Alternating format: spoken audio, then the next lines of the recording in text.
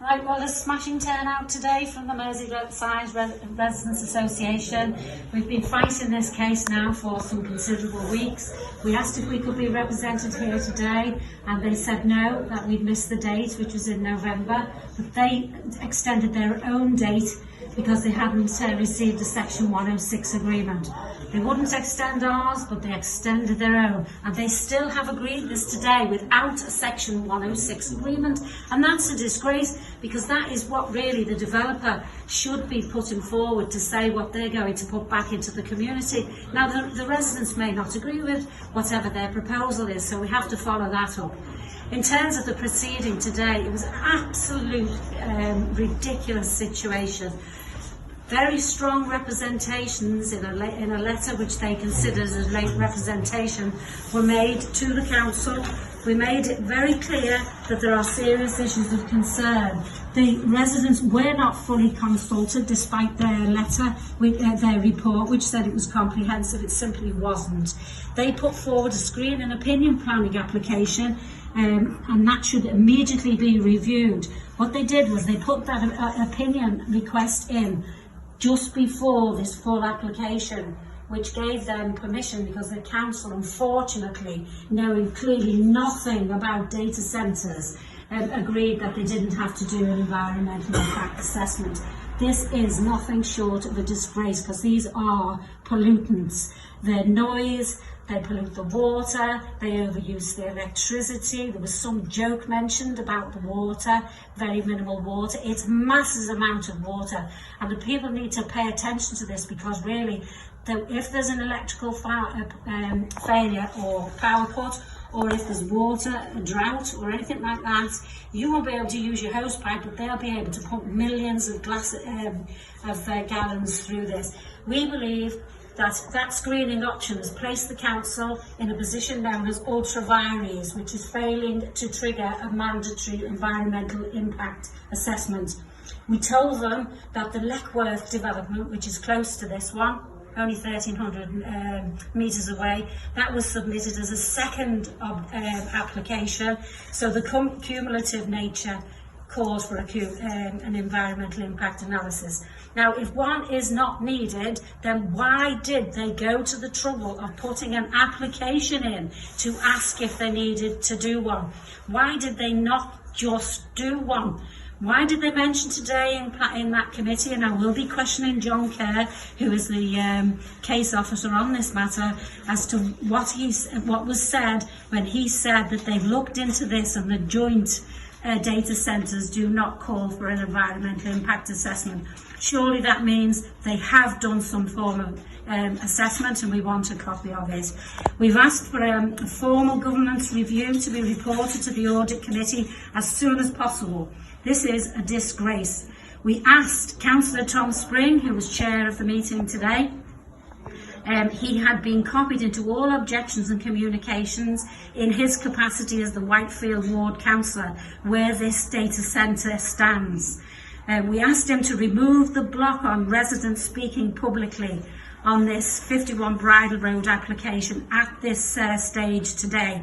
We half expected that he would give in to this last minute, and we came prepared to do this, as you can hear now, but we were prevented from doing this. That's because they appreciate really the veracity and the strength of the case that we have. The public expect transparency before the elections in May 2026, and we hope that these videos that go out show the councillors that the residents are not happy with this at all.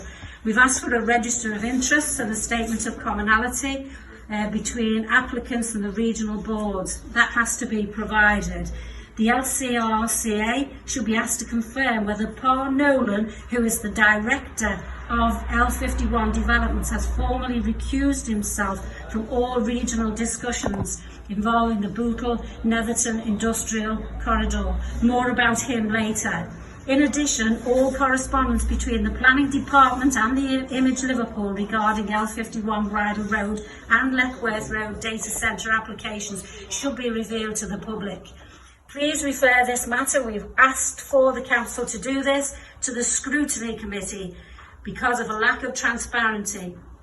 and it should support a pause in the planning process.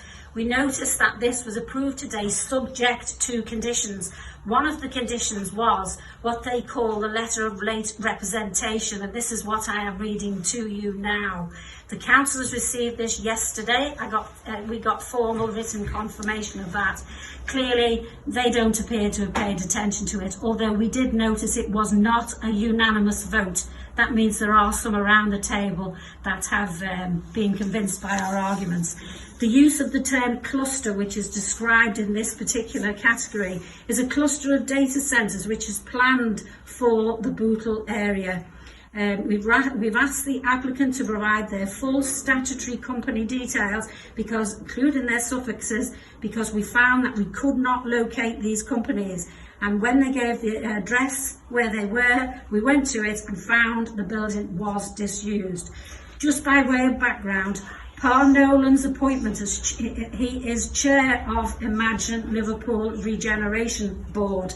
That means he is responsible for chairing the group that organises the data centre strategy in this area. He was officially announced as chair on the 19th of May 2025. This date is very significant because it marks the point at which he began holding a high-level advisory role that involves strategic leadership and accelerating development within the city. At the same time, his company, either L51 Developments Limited or L51 Developments Bootle Limited, because he's a director of both, we don't know which it is, they were actively pursuing a major data centre project in the same geographic corridor. So the timeline is May 2020, Paul Nolan co-founded L51 Developments. In 2025, he's appointed chair of Imagine Liverpool. In July 25, he submitted his initial screening opinion to avoid an environmental impact analysis. Months later, full planning application, which is the one we've heard here today, followed closely by the Leckworth one. And on January the 15th, 2026, Sefton Council formally adopted the Bootle Area Action Plan, which supports a data centre cluster. The public just do not know this. This whole area is potentially allocated. While the Residents Association holds nothing personal against Par Nolan, we have reasonable questions to ask because there are clear conflicts of interest. He is going to benefit financially from developing in the area that he is overseeing the strategy. Residents are extremely concerned about this development. They've not voted for them. The digital ID fiasco last year pointed out how people felt about this. There's been petitions and demonstrations in Parliament. They raised awareness among the public. They know these are control centres. Irrespective of what this planning committee has decided today, we hope that this letter has in fact educated them as to the scary nature of what they're trying to achieve here. We do not want this surveillance and control. We know it's all towards smart cities, and we know it's to restrict our movement. This is happening in Oxford. The fear of this agenda is real and has led to increased public scrutiny generally and on our part on these applications. And I would like to applaud everybody here today.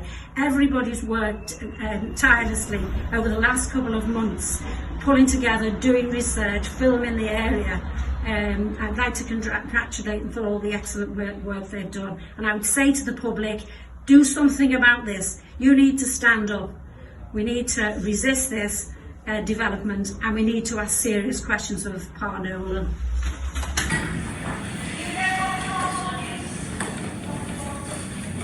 So the lady in black was crying. I don't know why she was crying. Just while we're waiting, do you ever listen to the members of the public? Just while we're waiting for the adjournment to finish, do you ever listen to the members of the public? Does anybody want to reply? Does anybody ever respond to the public speaking? What's the silence with? I don't think people respond very well when I'm being swore at, really. I haven't sworn at anybody, I'm just here as an observer. Yeah. Yeah, I get that. There's a way of conducting people, yeah, I get it. But can you not just respond? Do you ever listen to the public? Well, I'm actually going to leave now. I'm surprised nobody actually responds to me. Anybody like to respond before I leave?